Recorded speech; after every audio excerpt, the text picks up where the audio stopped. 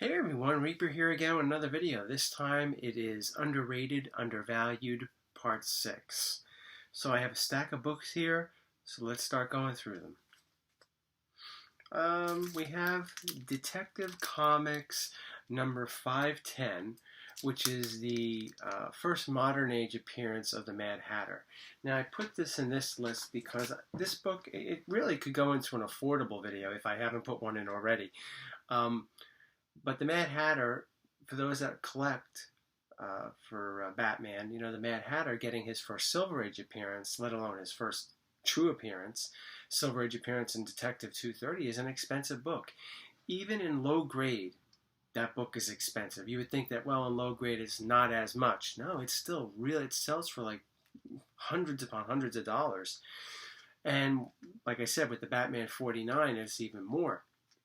So you would think with the next, his first modern age appearance might be a little, decent amount of money. But no, you could still get this book. I mean, I wouldn't be surprised if you get this in dollar bins.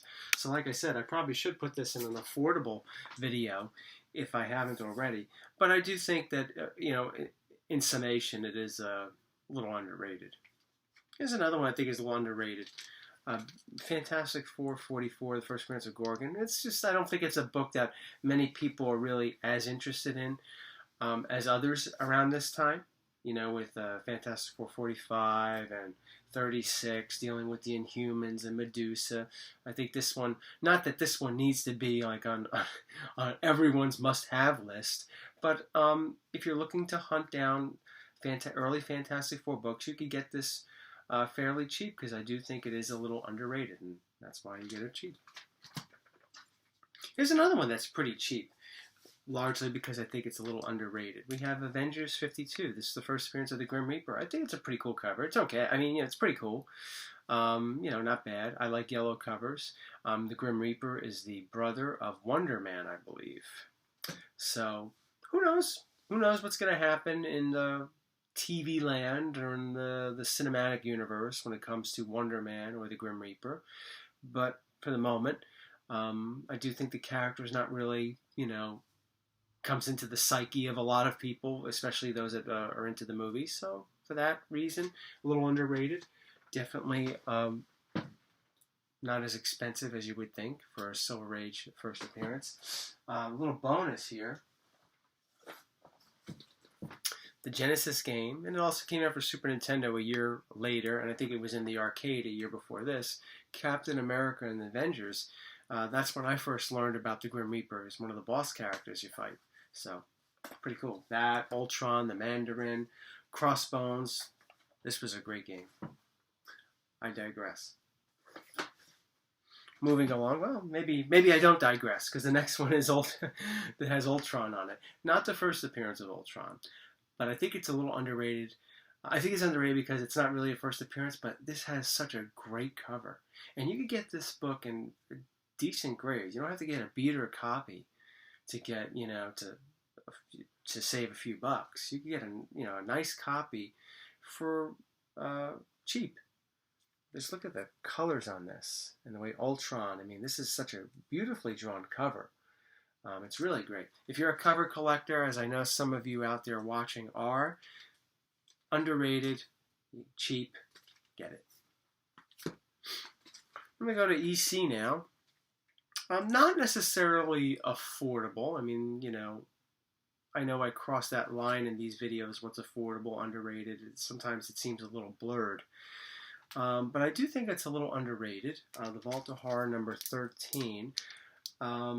This is actually the second issue of Vault of Horror.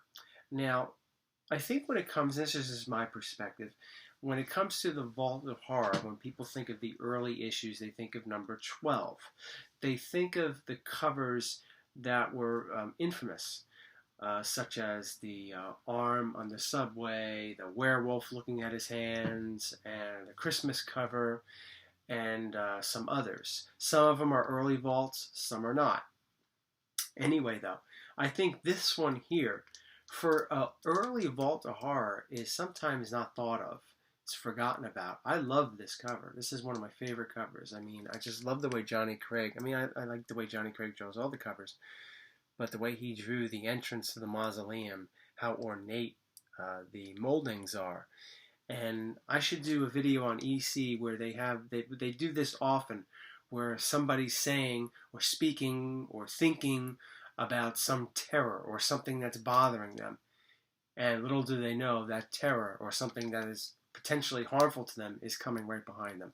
They do that so often with EC covers, this one in particular. I should do a video on that. But for all the reasons I said, it's not necessarily a well-known cover. It's not disliked, but I don't think it's as well known as some of the ones I alluded to a few moments ago.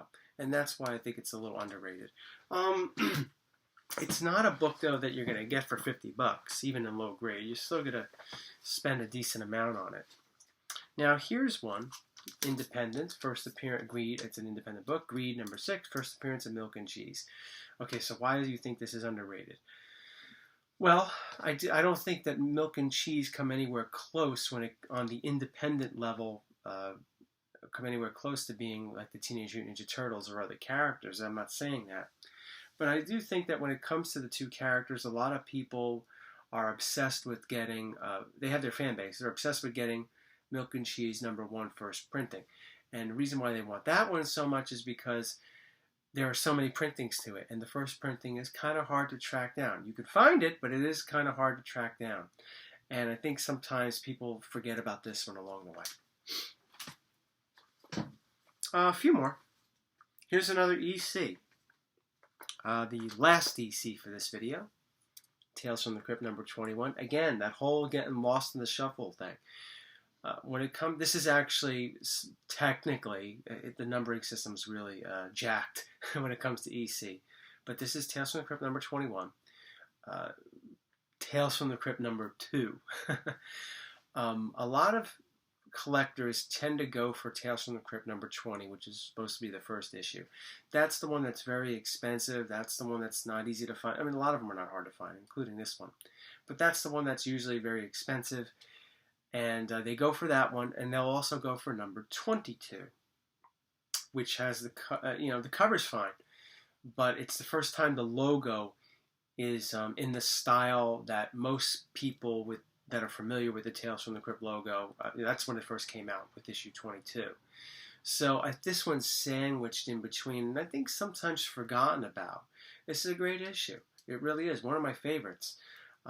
Great Feldstein art, great Feldstein cover.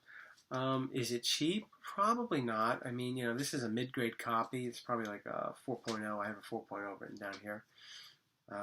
But, it's still, I think, a little underrated.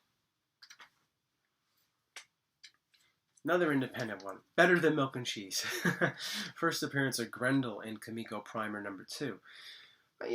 Again, like with Milk and Cheese, Grendel has his fans, but I don't think he's gotten a tremendous amount of success, and that's why I think this book here, I mean, I guess you could talk about any Grendel book, when it comes to Grendel not getting his due.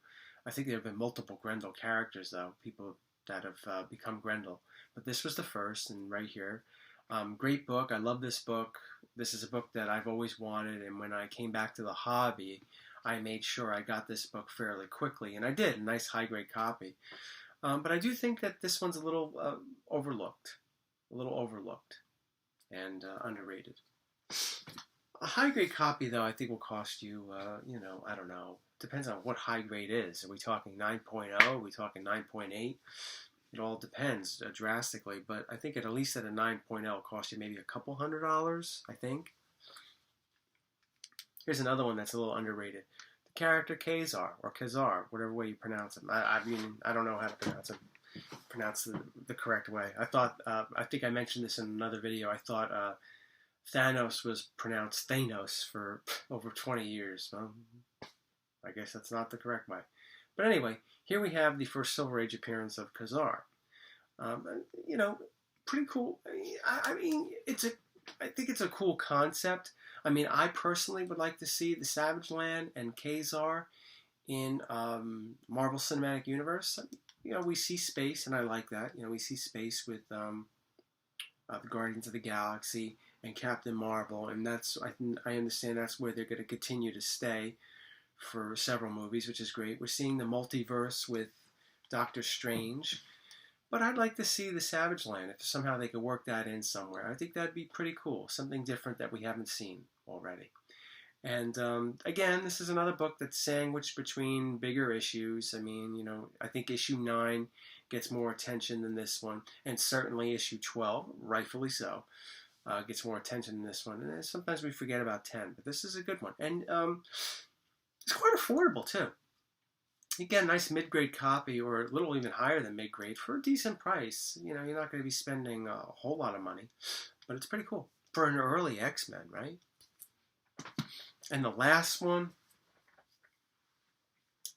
Iron Fist 14, the first appearance of Sabretooth. Now, we're not talking about the Iron Fist 14, that's the 35-cent variant, which is, I think, one of the holy grails when it comes to 70s Marvel variants, with just under, I think, the Star Wars #1. But still, I don't know. Sabretooth, I think he's a little...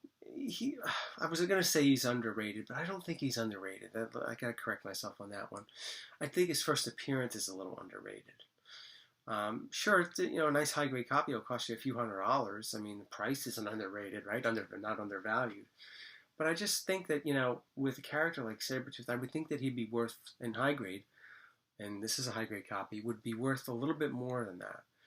And for that reason, I think he's just a little... maybe a little undervalued, maybe a little underrated. Who knows, though? You know, with Wolverine going to be in the Marvel Cinematic Universe down the line, whenever that is, years from now, whatever, I'm sure they're going to revisit Sabretooth, and it might change that dynamic. But for right now, at the filming of this video in 2020, early 2020, I think it's just a little underrated. And that's a pretty good book to have for any X-Men fan. Well, that's Underrated, number 6. Thank you for tuning in. Thank you for watching. And stay tuned for more videos coming up. Take care.